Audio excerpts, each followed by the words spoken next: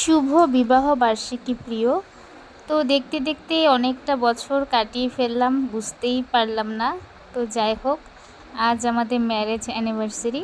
তো ছোট্ট করে এই অ্যানিভার্সারিটা পালন করলাম ভাগনা, মেয়ে, মা বাবা এদেরকে নিয়ে। তো যাই হোক, আর আমারও বেশি শরীরটা ভালো না, প্রচণ্ড দাঁতে ব্যথা। তো যাই হোক, তোমাদের দাদাভাইয়ের জন্য আগে থেকেই সারপ্রাইজটা এনে রেখেছিলাম, যেহেতু আমি প্রত্যেকবারই কিছু না কিছু ওকে দিয়ে থাকি।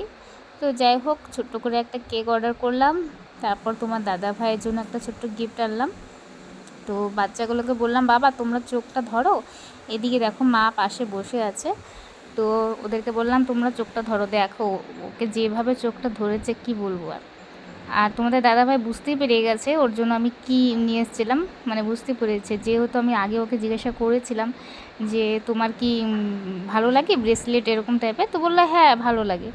তো যাই হোক, ওর খুব পছন্দ হয়েছে।